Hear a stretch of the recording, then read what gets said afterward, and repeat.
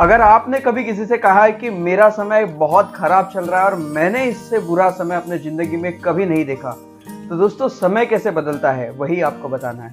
आप देख रहे हैं आरजे सन और एक छोटी सी कहानी आपके लिए।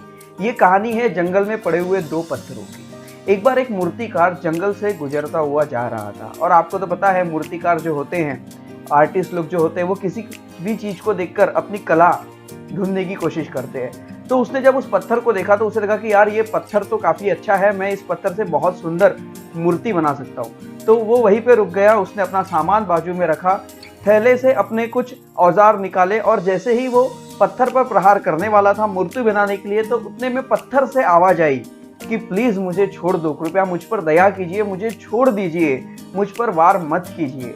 तो उस दयालु मूर्तिकार को उस पत्थर की दया आई और उसने उस पत्थर को वही छोड़ दिया और आगे बढ़ गया। जैसे ही वो आगे बढ़ता गया, कुछ देर बाद जंगल में उसे फिर एक दूसरा पत्थर दिखाई दिया। वो पत्थर पहले वाले पत्थर से भी काफी सुंदर था। उसे लगा कि ये पत्थर तो और भी अच्छा है और इससे तो मैं बहुत ही सुंदर एक मूर्ति बना सकता हूँ। तो फिर उसने वहीं पे अपना सामान रखा, अपना सामान निकाला अपने झोले से और पत्थर पर प्रहार करने वाला था कि इस बार कोई आवाज नहीं हुई। उसने उस पत्थर से बहुत सुंदर सी एक मूर्ति तैयार की।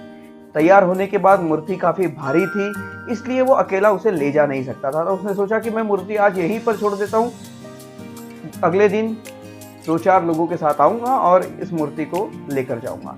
तो फिर वो वहाँ से चला जाता है, अपने गांव पहुँचता है। जैसे ही वो गांव पहुँचता है तो गांव के लोग कहते हैं कि मंदिर बन के तैयार है, बस एक सुंदर सी मूर्ति बना दीजिए, मूर्ति की स्थापना करना है। तो वो कहता है अरे मूर्ति बनाने की क्या ज़रूरत है, मैंने तो ऑलरेडी एक मूर्ति जंगल में बना रखी है।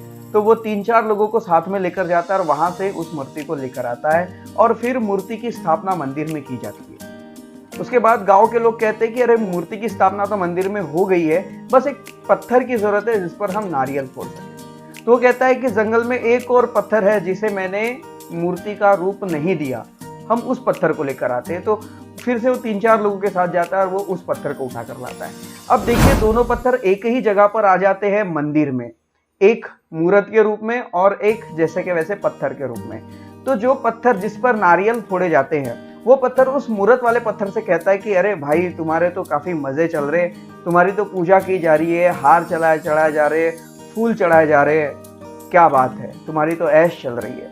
तो वो कहता है कि अगर उस दिन तुमने अगर पहला प्रहार सहन कर लिया होता तो आज मेरी जगह तुम होते और तुम्हारी भी पूजा की जाती। दोस्तों ये छोटी सी कहानी हमें बहुत बड़ी सीख दे जाती है।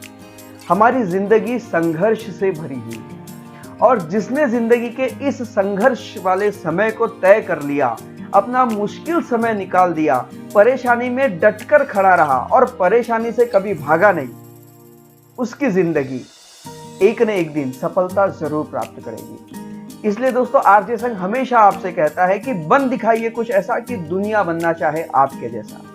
इसी तरह की मोटिवेशनल स्टोरीज के लिए हमें फॉलो कीजिए हमारे social media channel YouTube, Facebook और इंस्टाग्राम पर। तो मिलते हैं दोस्तों अगले एपिसोड में किसी नई कहानी के साथ। तब तक के लिए जय हिंद, वंदे मातरम।